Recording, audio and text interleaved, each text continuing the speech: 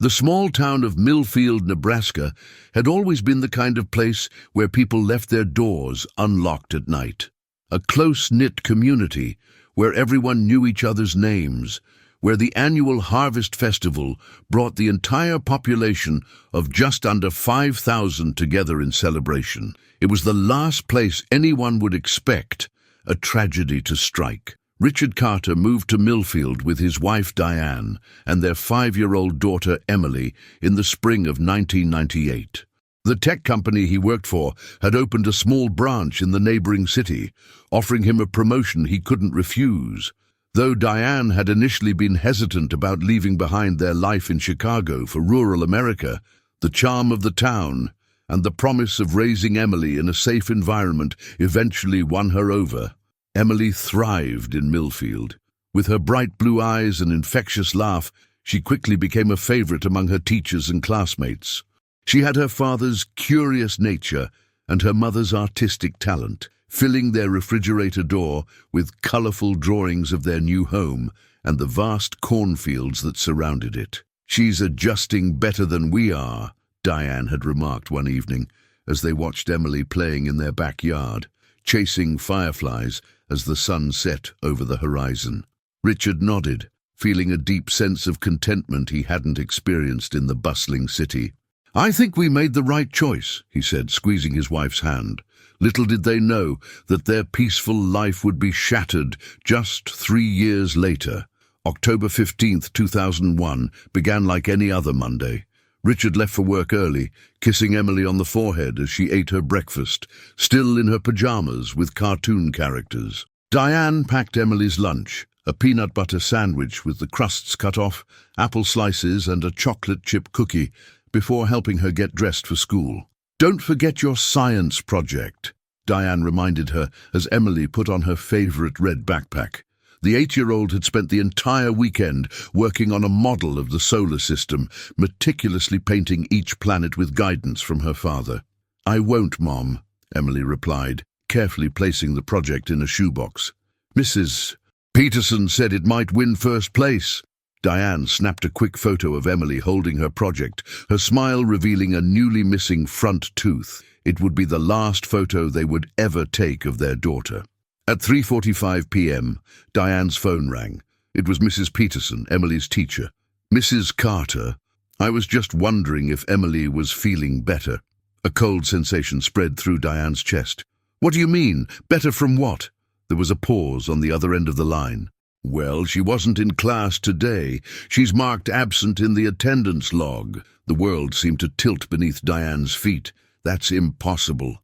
I put her on the bus this morning. I watched her get on." What followed was a nightmare that no parent should ever have to endure. The school bus had arrived at Millfield Elementary without incident that morning, and all other children were accounted for. Yet somehow, Emily had vanished between boarding the bus and arriving at school. The entire town mobilized within hours. Search parties combed through every inch of the route between the Carters' home and the school. Police officers interviewed the bus driver, other children, teachers, and anyone who might have seen something unusual that morning. Emily's photo was distributed across the state, then the country. Richard and Diane barely slept, barely ate. They appeared on local news, then national programs, pleading for anyone with information to come forward. They established a reward fund that grew as donations poured in from across the country, touched by the story of the little girl with the bright smile who disappeared on her way to school. Days turned into weeks, weeks into months. The leads dried up. The media attention waned. Life in Millfield attempted to return to normal, though the town would never be the same. Parents no longer let their children walk alone. Doors were locked at night. An innocence had been lost. For Richard and Diane, there was no return to normalcy. Their marriage, once solid, began to crumble under the weight of their grief. Diane fell into a deep depression, spending hours in Emily's untouched bedroom, while Richard threw himself into work and the increasingly desperate search for their daughter. By the time their divorce was finalized in 2005, they were shells of their former selves. Diane eventually moved back to Chicago to be closer to her parents, while Richard remained in Millfield, unable to leave the last place his daughter had been seen. He converted their garage into an investigation room, walls covered with maps, timelines and photos. Every new case of a found child across the country sent him into a frenzy of hope, only to be crushed when it wasn't Emily. He became a familiar figure at the local police station, bringing in possible leads that grew increasingly far-fetched as time passed. Sheriff Tom Grayson, who had led the initial investigation, was one of the few people who didn't treat Richard like he was losing his mind. Even after retirement, Grayson would meet Richard for coffee every month, looking over new information with him. "You can't give up hope," Grayson would tell him, "but you also can't stop living, Richard. Emily wouldn't want that for you." By 2013, 12 years after Emily's disappearance, Richard had settled into a routine of quiet desperation. He worked remotely as a software consultant, rarely leaving his house except for necessities. The investigation room remained, though he visited it less frequently now. The pain hadn't diminished, but he had learned to carry it. On a Wednesday evening in April, Richard was preparing a microwave dinner when his phone rang. It was his sister Kate from Denver. "Are you watching the Shannon Burke show right now?" she asked, her voice strange and urgent. Richard frowned. "You know I don't watch that trash. Turn it on, right now, Channel 7. Something in her voice made him reach for the remote. Shannon Burke's talk show was popular but notorious for its sensationalism, celebrity gossip, relationship drama, and manufactured conflicts. Richard had never understood the appeal. The show had just returned from a commercial break. Shannon, a blonde woman in her 40s with an overly enthusiastic smile, was introducing her next guest, a self-proclaimed psychic who claimed to communicate with the dead. Richard snorted. "Kate, why am I watching this nonsense?" "Just wait," Kate said, her voice trembling. "Look at the audience. Right side, about 5 rows back, the young woman in the green top." Richard's eyes scanned the audience members, shown briefly as the camera panned. Then he saw her, and the remote slipped from his hand, clattering to the floor. Sitting in the audience was a young woman, perhaps 20 years old, with chestnut hair pulled back in a ponytail. She was applauding politely, a slight smile on her face, a face that, despite the passage of time, Richard would recognize anywhere. The same heart-shaped face, the same slight dimple in her right cheek when she smiled. "Emily? Do you see her?" Kate whispered over the phone. Richard couldn't speak. He had moved closer to the television, his hand reaching out to touch the screen, as if he could reach through it and touch his daughter. "Richard, are you there?" "It's her," he finally managed, his voice breaking. "It's Emily." The camera moved away from the audience, focusing back on Shannon and her guest. But Richard remained frozen, staring at the spot where his daughter had been sitting just moments before. "What do we do?" Kate asked. "Should we call the police?" Richard's mind was racing. "The show is filmed in Los Angeles. I need to get there. Now." Within hours, Richard was on a plane to Los Angeles, having used nearly all his savings to book a last-minute flight. He hadn't even packed properly, throwing a few essentials into a duffel bag before rushing to the airport. During the flight, he replayed the brief glimpse of Emily over and over in his mind, alternating between overwhelming hope and paralyzing fear that he was chasing a ghost. Upon landing, Richard went straight to the television studio. The Shannon Burke show wasn't filming that day, and the security guard at the entrance was unmoved by Richard's desperate pleas. "Sir, I can't give you information about audience members. That's against our policy." "You don't understand. That was my daughter in yesterday's audience. My daughter who's been missing for 12 years. The guard's expression softened slightly, but he shook his head. "I'm sorry about your situation, but I still can't help you. You should contact the police." Richard did just that, but the LAPD was equally unhelpful. Without concrete evidence beyond his own recognition, they couldn't justify allocating resources to search for a woman who might or might not be his long-missing daughter. Desperate, Richard returned to the studio the next day and the day after that, hoping to catch a glimpse of Emily or find someone who could help him. On his third day of waiting outside the studio, a young woman with a production assistant badge approached him during her cigarette break. "You're the guy looking for his daughter, right? Security's been talking about you." Richard nodded, trying not to appear as desperate as he felt. "Please, I just need to know who she is, or how to contact her." The woman looked around nervously. "Look, I could get fired for this, but audience members have to fill out forms with contact information. I can try to help you, but I need more details." Richard showed her the screenshot Kate had sent him from the show, zoomed in on Emily's face. "That's Lily," the woman said immediately. "She's been to a few tapings, really quiet, always comes alone." Richard's heart raced. "Lily, do you have her last name, an address, anything?" "I shouldn't do this," the woman muttered, but something in Richard's expression must have moved her. "Come back tomorrow, same time." The next day, the production assistant slipped him a piece of paper with an address in Glendale. "That's all I could find. Now please leave before I lose my job." Richard thanked her profusely and immediately took a taxi to the address, a modest apartment complex in a middle-class neighborhood. He stood across the street for hours, watching people come and go, rehearsing what he would say when he saw her.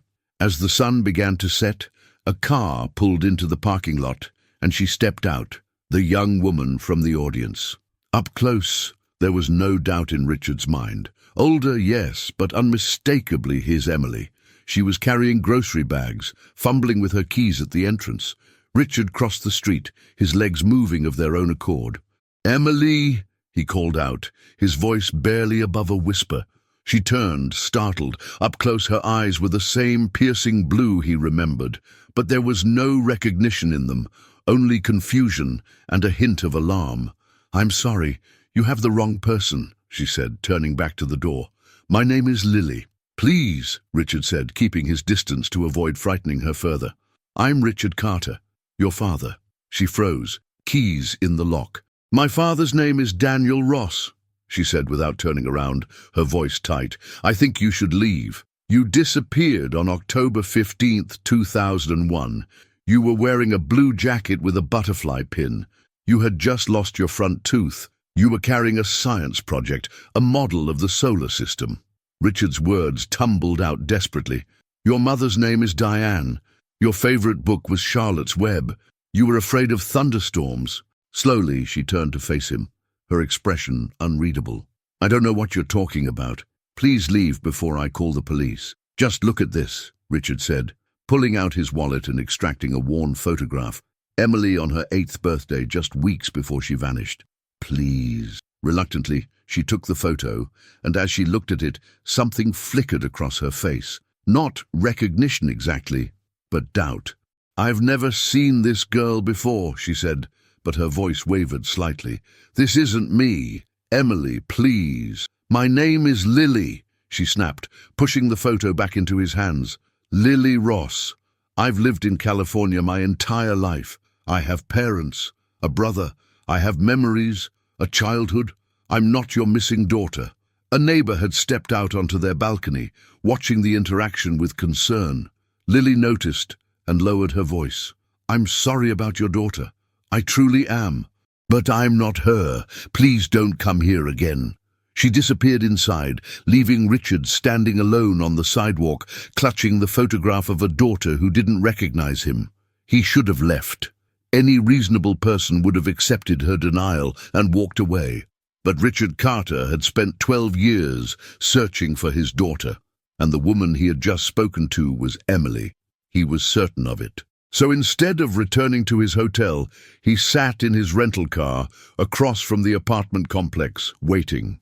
The next morning, he followed at a distance as Lily left her apartment and drove to a small coffee shop where she apparently worked. Through the window, he watched her serve customers with a smile that brought back memories so powerful they nearly knocked him to his knees. After her shift ended, Richard approached her outside the coffee shop. "I'm not trying to frighten you," he said quickly as she tensed upon seeing him. "I just want to talk." "This is harassment," Lily said, glancing around for potential help. I told you yesterday, I'm not your daughter. Then how do you explain how identical you look to her, to the age progression photos the police created? Lily's expression hardened. Coincidence. Now leave me alone before I call the police. Please, just 10 minutes. That's all I ask. 10 minutes of your time, and if you still want me to leave after that, I will. I promise. Perhaps it was the desperation in his voice, or maybe something deeper, some subconscious recognition, but after a long moment, Lily nodded reluctantly. 10 minutes. There's a park across the street. Public place. They sat on a bench, maintaining a careful distance between them.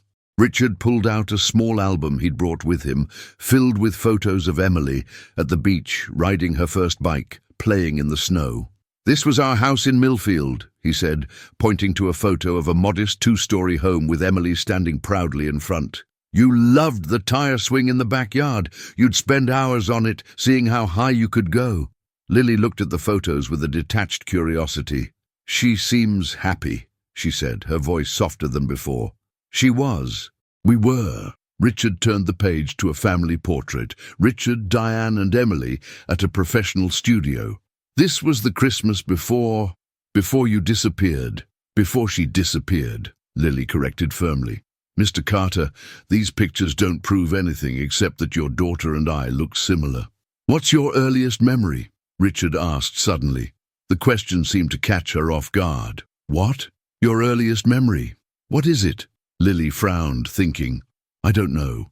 Being at the beach with my parents, maybe. I was 4 or 5. Nothing before that? Nothing from when you were very young? Most people don't remember much from before they were 4 or 5, Lily said defensively. That's normal. And your parents? You said your father's name is Daniel. Daniel and Margaret Ross. They're good people. Normal people. She stood up abruptly. Your 10 minutes are up. Please don't contact me again. Wait, Richard said, reaching into his pocket and pulling out a business card. This has my number. If you ever want to talk or if you have questions, please call me. Lily hesitated, then took the card, tucking it into her pocket. Goodbye, Mr. Carter. As she walked away, Richard called after her. You had a birthmark on your right shoulder blade, a small brown mark shaped like a crescent moon. Lily stopped walking, her back still to him. For a long moment, she stood perfectly still. Then, without turning around, she continued walking, disappearing around the corner. Richard returned to his hotel room, emotionally exhausted. He called Kate to update her, then contacted Sheriff Grayson back in Millfield. I found her, Tom. I found Emily. Slow down, Richard. You're sure it's her? Positive. But she doesn't recognize me. She thinks her name is Lily Ross. Grayson was silent for a moment. That sounds like a case of trauma-induced amnesia, or possibly, he trailed off. Possibly what? Richard, if she was taken as a child and raised by someone else, she might have no memory of her life before, or she might have been convinced that her memories aren't real. The implication was clear. Emily might have been abducted and raised by her kidnappers or sold to a couple who wanted a child. What do I do, Tom? She won't listen to me. You need evidence, Richard. DNA evidence. And you need to involve the authorities out there. This isn't something you can handle on your own. Richard knew Grayson was right, but the LAPD had already dismissed him. Without proof, they wouldn't investigate further. That night, Richard couldn't sleep, his mind racing with possibilities. What if Lily truly wasn't Emily? What if he was harassing an innocent woman because of a desperate wish to find his daughter, but the resemblance was too perfect, the coincidence too great? The next morning, Richard returned to Lily's apartment building, determined to find a way to prove his theory. He was surprised to see her sitting on the steps outside, as if waiting for him. I knew you'd come back, she said quietly as he approached. I'm sorry, I know I promised. How did you know about the birthmark? Lily interrupted, her eyes searching his face. The crescent moon on my shoulder. Richard's heart leapt. Because you're my daughter. You've had it since birth. Lily shook her head slowly. That doesn't make sense. My parents, the Rosses, they would have told me if I was adopted. Unless they were the ones who took you, Richard said gently. Anger flashed across Lily's face. That's impossible. They're good people. They couldn't. There's an easy way to find out, Richard said. A DNA test. If it proves I'm not your father, I'll disappear from your life forever. I promise. Lily stared at him for a long moment, internal conflict evident in her expression. And if it proves you are, then we figure out what happened together. No pressure, no expectations, just the truth. 2 days later, they sat in a private laboratory in downtown Los Angeles, waiting for the results of an expedited DNA test. They had barely spoken while the technician took their samples, the weight of potential revelations hanging heavy between them. "Tell me about them," Richard said finally, breaking the silence. "The Rosses." Lily hesitated, then spoke cautiously. "They're quiet people, private. Dad, Daniel, works in construction. Mom stays at home. We moved around a lot when I was younger. Never stayed in one place for more than a year or two. And your brother, Jacob, he's 2 years younger than me." A small smile crossed her face. "He's in college now, studying engineering." "Were you happy?" Richard asked, the question that had haunted him for 12 years. Lily considered this. "Yes," she said finally. "They were strict. No social media, homeschooled until high school, limited friends. But they loved me. At least I thought they did." Before Richard could respond, the laboratory technician returned with an envelope. "We have your results," he said, handing it to Richard. Richard's hands trembled as he opened the envelope. He read the paper inside, then wordlessly passed it to Lily. "Probability of paternity, 99,99998%. She read aloud, her voice barely audible. The world seemed to stop around them. For Richard, it was the confirmation of what he'd known in his heart since seeing her on television. For Lily, for Emily, it was the destruction of everything she had believed about herself. "I don't understand," she whispered, the paper shaking in her hands. "How could they? Why would they?" Richard wanted to reach out to her, to comfort the daughter he'd lost and found, but he restrained himself. "I don't know," he said honestly, "but we're going to find out." With the DNA results, the LAPD finally took Richard's case seriously. Detectives were assigned, and the FBI was notified, as Emily's disappearance had been a federal case. Lily agreed to provide information about Daniel and Margaret Ross, though she did so with visible reluctance and guilt. "They raised me," she told Richard the day after they received the DNA results. They were sitting in a small diner, cups of untouched coffee between them. "Whatever they did, they were still my parents for all these years." "I understand," Richard said, though the words tasted bitter. How could he understand people who had stolen his child? "But they took you from your real family, Emily, from people who never stopped looking for you." Lily flinched at the name. "Don't call me that. Not yet. I need time." Richard nodded, trying to hide his disappointment. "Of course, I'm sorry." The investigation moved quickly. The Rosses' history was examined and troubling details emerged. They had moved across 6 states in 12 years, changing their names twice. Their son Jacob, it turned out, wasn't their biological child either. He had been reported missing from a shopping mall in Oregon in 2003, just 2 years after Emily's disappearance. When authorities went to question the Rosses at their current residence in Arizona, they found the house empty, the couple apparently having fled after Lily's DNA test alerted them to the discovery. For Lily, the revelations were devastating. The parents she had loved and trusted were not only not her biological family, but were likely child abductors who had stolen her and another child from their real families. The brother she adored wasn't her brother by birth, but another victim. "Jacob doesn't know," she told Richard, tears streaming down her face. "He still thinks they're his real parents. He needs to be told." The FBI located Jacob at his college dormitory. The DNA test confirmed what they already suspected. He was Tyler Jenkins, abducted at age 4 while shopping with his mother. His biological parents, like Richard, had never given up hope of finding their son. As the investigation deepened, more disturbing facts came to light. Danielle and Margaret Ross, whose real names were determined to be Robert and Ellen Whitman, were suspected of involvement in a total of 5 child abductions across the Midwest and West Coast between 1998 and 2006. 2 of the children had been located and returned to their families years earlier. 1 remained missing. The Whitmans themselves remained at large, their current whereabouts unknown. Their photos were distributed nationwide, and a manhunt was initiated. For Lily, the process of reconciling her identity as both Lily Ross and Emily Carter was painful and confusing. She agreed to meet with Diane, who flew to Los Angeles immediately upon hearing the news. The reunion was awkward and emotional, with Diane breaking down at the sight of the daughter she had lost. "You look so much like your grandmother," Diane sobbed, keeping a respectful distance when she saw Lily's discomfort with physical contact. "I don't remember you," Lily admitted, the words clearly painful for Diane to hear. "I'm sorry." "Don't apologize," Diane said, wiping away tears. "None of this is your fault. We're just so grateful to have found you."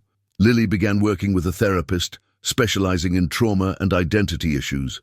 Fragments of memories occasionally surfaced: a red backpack, the taste of peanut butter sandwiches with the crusts cut off, a tire swing. But they were fleeting and disconnected from any coherent narrative of her early life. Richard rented a small apartment in Los Angeles, unwilling to pressure Lily to return to Millfield, but equally unwilling to be separated from her again.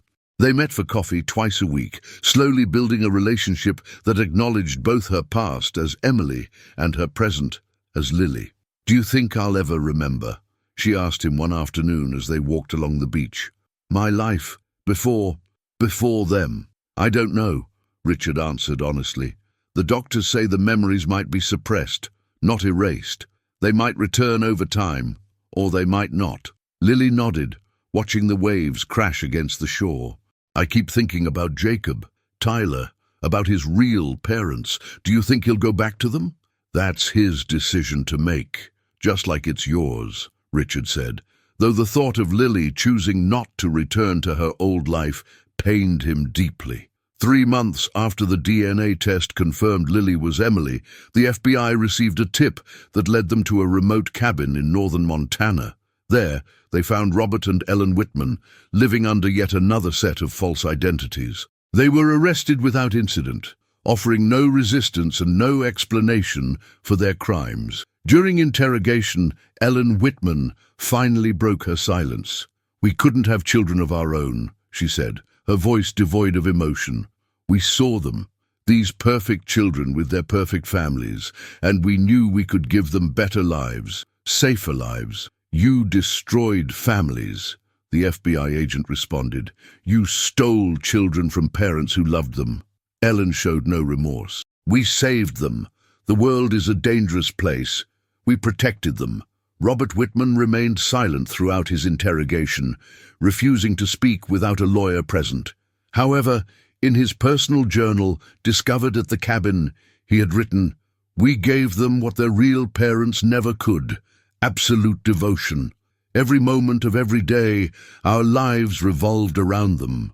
What biological parent can say the same? The Whitmans were charged with multiple counts of kidnapping, identity fraud, and crossing state lines with abducted children.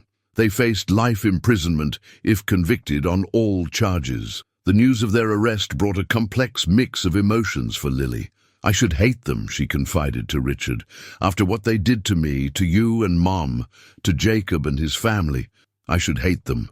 "But you don't," Richard observed. Lily shook her head, tears welling in her eyes. "They read me bedtime stories. They bandaged my knees when I fell. They celebrated my birthdays and hung my artwork on the refrigerator. How can I reconcile that with what they did, with who they really are?" There were no easy answers, no perfect resolution to the tangled web of emotions and relationships created by the Whitmans' crimes. Jacob, now Tyler, had chosen to meet his biological parents, but maintained that he wasn't ready to return to a family he couldn't remember. Lily understood his decision all too well. 6 months after the DNA test, Lily agreed to visit Millfield. It was a quiet, private visit. Richard had made sure the media wouldn't be informed, wanting to protect Lily from becoming a spectacle in the town that had mourned her disappearance for so long.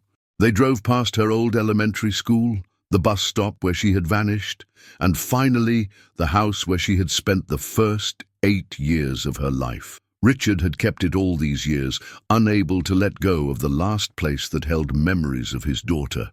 "This was your room," he said as they stood in the doorway of a bedroom frozen in time. The bed still covered with a purple comforter, shelves lined with children's books and stuffed animals, walls decorated with fading drawings. Lily stepped inside cautiously, running her fingers over the desk, the bookshelf, the windowsill. She picked up a worn teddy bear from the bed, studying it with a furrowed brow. "Mr. Buttons," she said suddenly, the name emerging from some long-buried memory. Richard's breath caught. "Yes, that's what you called him. You wouldn't go to sleep without him." Lily hugged the bear to her chest, closing her eyes. For a moment, she looked like the little girl Richard had lost, and his heart ached with a mixture of joy and sorrow for all the years they had missed. "I don't know if I can ever be Emily again," Lily said finally, opening her eyes to look at Richard. "I don't know if those memories will ever come back completely." "You don't have to be," Richard assured her. "You're you, whoever that is, whatever name you choose. I just want to be part of your life if you'll let me." Lily nodded, a small smile forming on her lips. "I'd like that." They left the bedroom, closing the door on the past while opening another to the future. It wasn't a perfect ending. There were still court cases ahead, therapy sessions, difficult conversations with both sets of parents, decisions about where and how to live. But it was a beginning, and after 12 years of emptiness, that was enough for Richard. As they drove away from the house, Lily rolled down her window, letting the Nebraska wind tousle her hair. "Tell me more," she said, turning to Richard. "Tell me about Emily, about me. Tell me everything you remember." And so he did, filling the car with stories of a little girl who loved strawberry ice cream and hated Brussels sprouts, who was afraid of thunderstorms but loved to dance in the rain, who once set up a lemonade stand and donated all her earnings to the animal shelter. With each story, he watched Lily's face carefully, hoping for a flicker of recognition, but content with her interest alone. They had lost 12 years, but they had found each other again. And in that moment, driving down the quiet streets of Millfield, with his daughter beside him, Richard Carter finally felt the weight he had carried for so long begin to lift. The mystery of what happened to the little girl on the school bus that October morning had been solved, and though the answer brought its own complications and heartaches, it also brought the one thing Richard had never allowed himself to lose: hope. The trial of Robert and Ellen Whitman became one of the most closely watched cases in the country. Media outlets set up camp outside the courthouse, hoping to catch a glimpse of the couple who had stolen children and created a false family.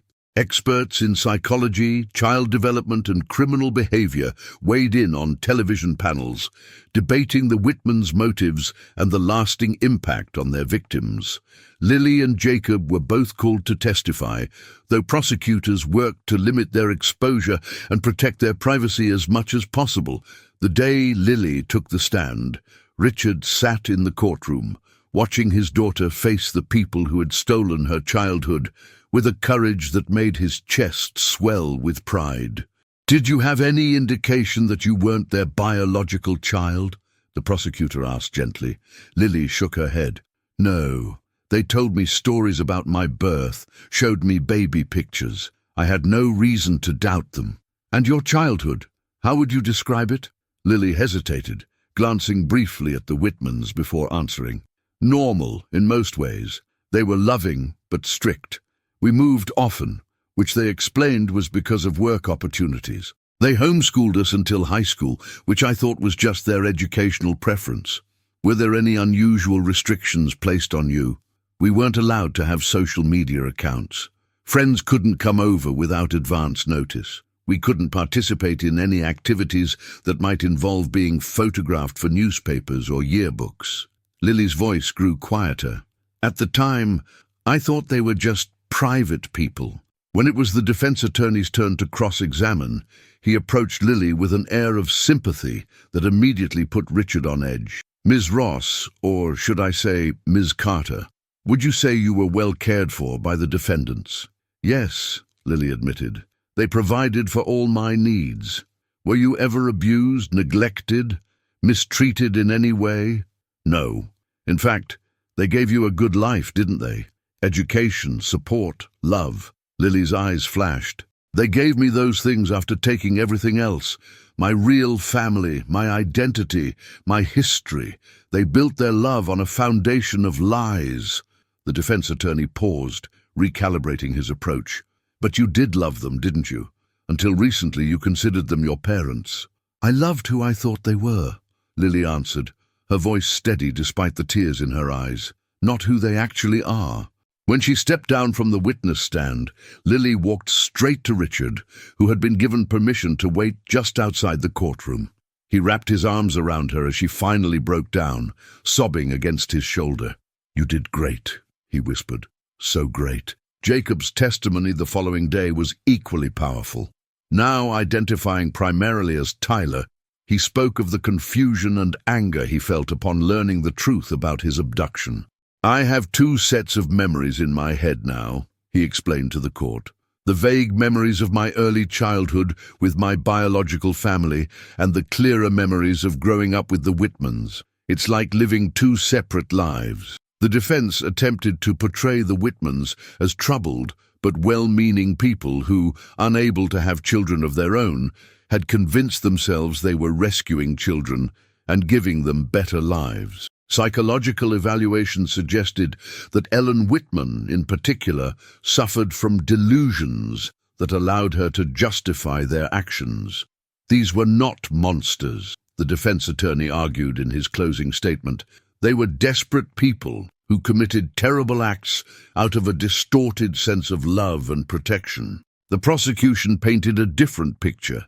Calculating predators who methodically selected, abducted and indoctrinated children, causing immeasurable pain to the families left behind. "They didn't just take children," the prosecutor told the jury. "They stole lives, not only the lives of Emily Carter and Tyler Jenkins, but the lives their families should have had with them. 12 years of birthdays, holidays, school events, moments that can never be recovered." After 3 weeks of testimony, the jury took less than 6 hours to reach a verdict, guilty on all counts. Robert and Ellen Whitman were each sentenced to 30 years in prison without the possibility of parole. Outside the courthouse, reporters clamored for statements from Lily and Tyler, but they slipped away through a private exit, determined to maintain what privacy they could as they continued to rebuild their lives. In the months following the trial, Lily began taking tentative steps toward reclaiming parts of her past. She enrolled in college courses, something the Whitmans had discouraged, claiming formal education was indoctrination. She chose psychology as her major, driven by a desire to understand the complex dynamics of her own experience. "I want to help other people who've had their identities stolen from them," she told Richard over dinner one evening. "Not just abduction victims, but anyone who's had to rebuild themselves after trauma." Richard nodded, seeing in her face the same determination that had kept him searching for her all those years. "You'll be amazing at it." Their relationship had grown stronger, though they still navigated occasional awkward moments. Diane had moved temporarily to Los Angeles to be closer to Lily, renting an apartment just a few blocks from Richard's. The three of them were slowly learning how to be a family again, though in a very different configuration than before. "It's strange," Lily confessed during a therapy session that both Richard and Diane attended. "I have these biological parents who love me, who know things about me that I don't even know myself, but they're also strangers in some ways." The therapist, Dr. Martinez, nodded encouragingly. "That's a normal feeling in your situation, Lily. Identity is formed through shared experiences and memories. You're building new ones now, but you can't erase the gap." "Sometimes I feel guilty," Lily continued, "like I'm betraying the Rosses, the Whitmans, by connecting with you." She looked at Richard and Diane. "Even though I know what they did was wrong." "You lived with them for 12 years, Diane said gently. "They were your parents in every practical sense. It's okay to have complicated feelings about them." Richard had struggled more with this concept, but had come to accept it for Lily's sake. "We don't expect you to just switch your feelings off. We just want to be part of your life now, in whatever way works for you." On Lily's 21st birthday, Richard and Diane organized a small celebration at a restaurant by the beach. Tyler flew in from Oregon, where he had reconnected with his biological family while maintaining his college studies. He and Lily had formed a unique bond, united by their shared experience. "How's it going with your bio parents?" Lily asked him as they walked along the shore after dinner. Tyler shrugged. "Good days and bad. They're trying really hard, but sometimes it feels like they're expecting the 4-year-old they lost, not the 20-year-old I am now." Lily nodded in understanding. "That's harder for me with Diane than with Richard. He seems to accept me as I am now, but I sometimes catch her looking at me like she's searching for the little girl in the photos." "Have you remembered anything else?" Tyler asked, skipping a stone across the water.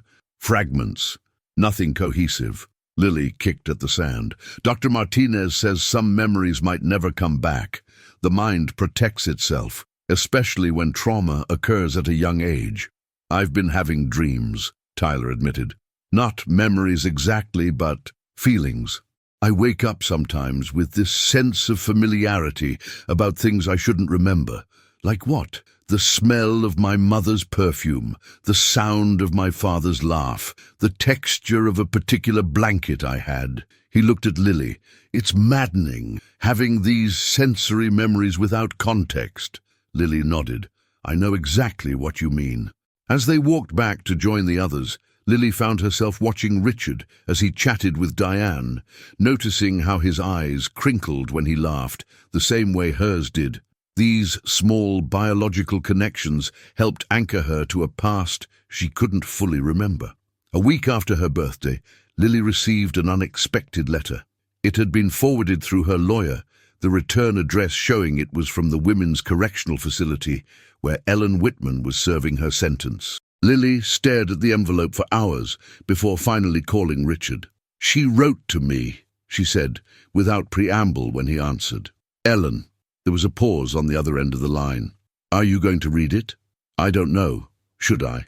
"That's entirely your decision, Lily. Whatever you choose, I'll support you." Lily took a deep breath. "Can you come over? I don't want to read it alone." Richard arrived 30 minutes later, concern evident in his expression as Lily handed him the still-sealed envelope. "You open it," she said. "Read it first. Tell me if there's anything in there I shouldn't see." Richard hesitated. "Are you sure? Please." With careful fingers, Richard opened the envelope and removed a single sheet of paper covered in neat handwriting. He read silently, his expression impossible to decipher. When he finished, he looked up at Lily. "It's not what I expected," he said finally. "Do you want me to read it aloud?" Lily nodded, wrapping her arms around herself as Richard began to read. "Dear Lily," he read, his voice steady. "I know you have no reason to read this letter, much less respond to it. I wouldn't blame you for throwing it away unopened, but I needed to write to you regardless. First, I want to say that I'm sorry, not for loving you. I could never apologize for that, but for the way we brought you into our lives, for the pain we caused your biological family, and for the confusion and hurt you must feel now. I won't try to justify what we did. The psychiatrists here tell me I suffered from delusions that allowed me to believe we were saving you. Perhaps that's true, but the love we felt for you and Jacob was real as anything I've ever known. I remember the night we brought you home. You were so frightened, calling for your mother. Robert thought we should sedate you, but I stayed up all night holding you, telling you stories until you finally fell asleep from exhaustion. The next morning you asked when you could go home. It broke my heart, but I told you that you were home now, that we were your new family and would keep you safe forever. Within months you seemed to forget your old life. Children are remarkably adaptable. You became our Lily, bright and curious and loving. Every moment of joy in your childhood brought me joy as well. Every achievement made me proud. I never once thought of you as anything but my daughter. I'm not asking for forgiveness. What Robert and I did was unforgivable. I'm not even asking for understanding. I'm writing because I wanted you to know that despite the terrible wrong we did, you were loved. Deeply, completely loved. I've enclosed the address of a storage unit in Bakersfield. The key is with my personal effects that were confiscated when I was arrested. Inside, you'll find photo albums, school projects, and other mementos from your childhood with us. They belong to you, to do with as you wish. I wish you happiness, Lily. I hope you find peace in your new life, and that someday the good memories we shared might bring you some comfort alongside the pain. With love always, Ellen. Richard lowered the letter, watching Lily carefully. She sat perfectly still, tears streaming silently down her face. "What are you thinking?" he asked gently. Lily wiped her cheeks. "I don't know what to feel. I'm angry, confused, sad." She looked up at Richard.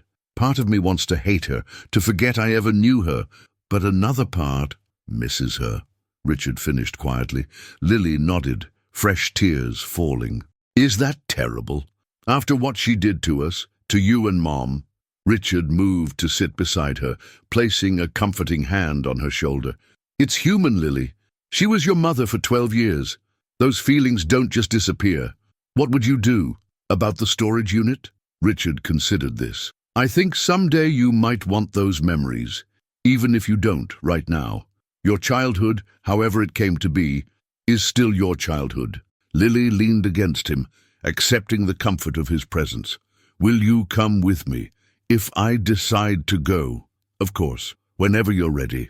It was 3 months before Lily felt prepared to visit the storage unit in Bakersfield. In the meantime, she continued her therapy sessions and her college courses, finding routine helped stabilize her emotions. Her relationship with Diane had improved as well, as they discovered common interests in art and literature that transcended the years apart. On a crisp autumn morning, Richard and Lily drove the 2 hours to Bakersfield, mostly in comfortable silence. The legal team had arranged access to the storage unit, and a facility manager met them with a key. "Unit 217, he said, leading them through rows of identical doors. "It's been paid up for 3 years in advance." He unlocked the door and lifted it open, revealing a small, neat space filled with carefully labeled boxes and plastic containers. "I'll give you folks some privacy," the manager said, handing Richard the key. "Just lock up when you're done and drop the key at the office." As the manager walked away, Lily stood frozen at the entrance, staring at the physical remnants of her life as Lily Ross. "We can come back another day if this is too much," Richard offered. Lily shook her head. "No, I need to do this." They entered the storage unit together. The first box Lily opened contained photo albums, organized chronologically. She flipped through them slowly, showing Richard photos of birthday parties, Christmases, family vacations, the landmarks of a seemingly normal childhood. "I remember this," she said, pointing to a photo of herself at about 12, standing proudly next to a science fair project. "I won first place with this volcano. Daniel, Robert, stayed up all night helping me get the chemical reaction just right." Richard swallowed hard, struggling with the complex emotions these images evoked. Resentment for the moment stolen from him, gratitude that his daughter had still experienced joy in his absence. Another box contained school assignments, artwork, and certificates of achievement. At the bottom of a plastic container, wrapped carefully in tissue paper, Lily found a small ceramic handprint she had made in art class. "To Mom and Dad," the inscription read, "I love you to the moon and back."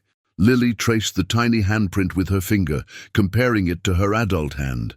"I meant it when I wrote this," she said quietly. "I really did love them." "I know," Richard said, and he did know. The evidence of a loved and cherished child was all around them. In a smaller box, they found journals that Ellen had kept throughout Lily's childhood, documenting milestones, funny sayings, daily observations. It was the meticulous record of a devoted mother, though one whose devotion had grown from an unforgivable act. "I can't read these now," Lily said, closing the box. "Maybe someday, but not today." As they continued exploring, they came across a sealed envelope with "For Lily when you're ready" written on the front. Inside was a letter from Robert Whitman, shorter and less eloquent than Ellen's, but no less affecting. "Lily," it read, "I know you must hate us now. You have every right to. What we did was wrong, though at the time I convinced myself it was necessary. Ellen couldn't have children, and her depression was getting worse. When we saw you that day, so bright and perfect, something in me broke. I told myself we could give you a better life than anyone else could. I won't ask for forgiveness, but I want you to know that every moment of being your father was the greatest privilege of my life. I taught you to ride a bike, helped you with your math homework, chased away the monsters under your bed. In those moments, I wasn't a kidnapper. I was just a father who loved his daughter more than life itself. I hope someday you find happiness with your birth family. I hope the man who is your real father appreciates what an extraordinary young woman you've become.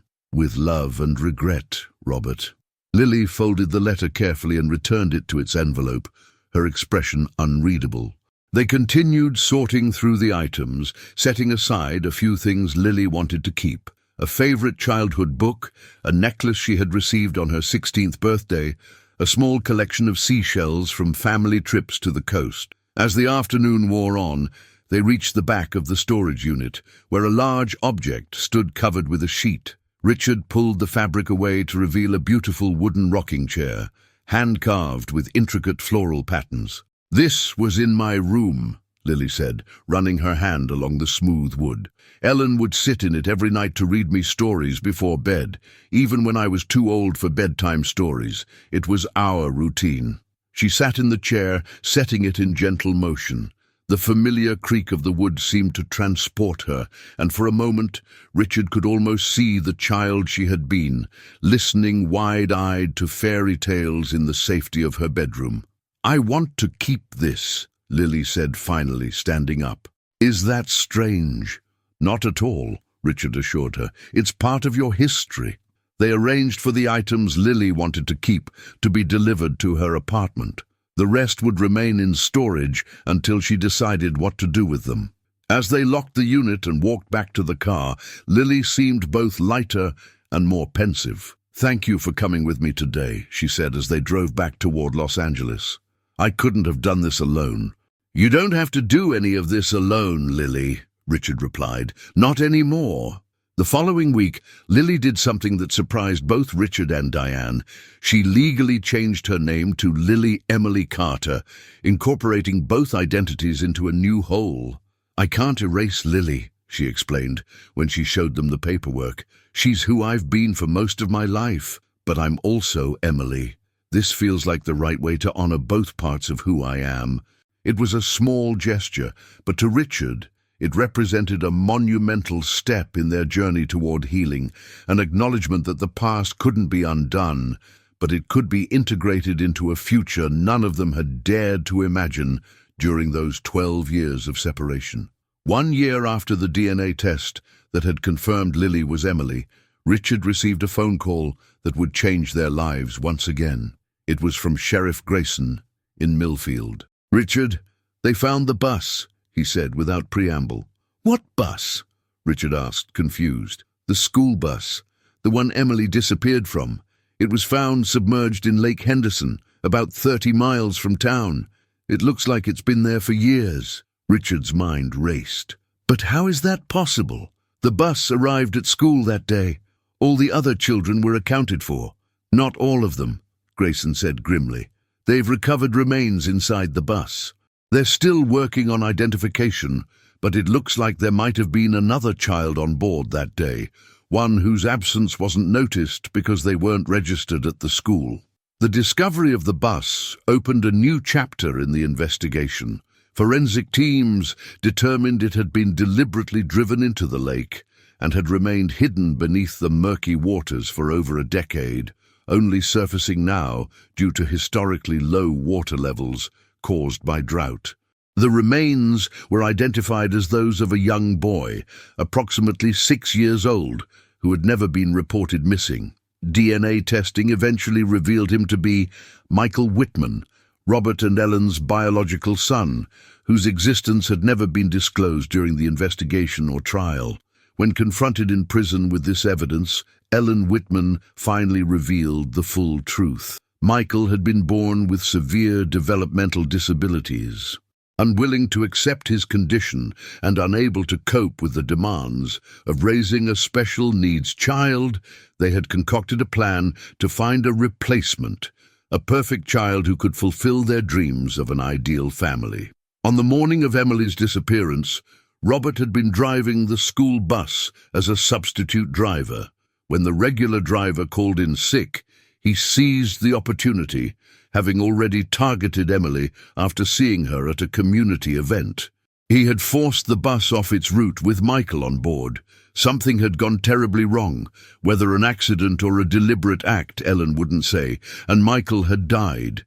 In panic and grief, Robert had pushed the bus into the lake, taken Emily, and reported for work later that day as if nothing had happened. The revelation sent shockwaves through the already sensational case. Additional charges were filed against the Whitmans, and investigators reopened inquiries into other missing children cases that might be connected to the couple. For Lily, the news was devastating in a different way. The discovery that the people who had raised her had been capable of such an act, possibly even the murder of their own child, shattered any lingering, idealized memories she might have preserved. "I keep thinking about what might have happened to me if I hadn't been perfect enough," she told Dr. Martinez during an emergency therapy session. "If I had developed a serious illness or disability, would they have disposed of me too?" The question was unanswerable and haunting. Richard worried that this new revelation might undo the progress Lily had made, but instead it seemed to provide a kind of clarity. The ambivalence she had felt toward the Whitmans was replaced by a clearer understanding of the disturbed individuals they truly were. "I feel like I can finally let go," she told Richard one evening as they sat on the balcony of his apartment, watching the sunset. "Not of Lily, she's still part of me, but of the fantasy that there was some noble motive behind what they did. There wasn't. It was selfishness and delusion, start to finish." Richard nodded, understanding the liberation that came with this acceptance. "What happens next?" he asked. "For you, I mean." Lily considered the question. "I think I'm ready to move forward instead of constantly looking back. I've been offered a research assistant position at the university. I'm thinking of accepting it." "That sounds perfect for you," Richard said, genuine pride in his voice. "Your mother will be thrilled." Lily smiled at the ease with which he referred to Diane as her mother now, a small but significant evolution in their shared language. "I was also thinking," she added hesitantly, "that maybe I might be ready to visit Millfield again, not just for a day, but to stay for a while, to really get to know where I came from." Richard tried to contain his joy at this suggestion. "You'd be welcome any time for as long as you want. The house is still there." "Our house," Lily said, testing the words. "My childhood home." "Yes," Richard said simply, too moved to elaborate. As the sun dipped below the horizon, casting long shadows across the city, they sat in comfortable silence. No longer a father desperately searching for his lost daughter or a young woman struggling to reconcile two identities, but simply family, fractured and rebuilt, but family nonetheless. The mystery of the vanished school bus had been solved, but the journey of Lily Emily Carter was far from over. There would be more revelations, more adjustments, more healing to come. But for the first time since that October morning when Emily had disappeared, the future held more promise than pain, more hope than heartbreak. And for now, that was enough.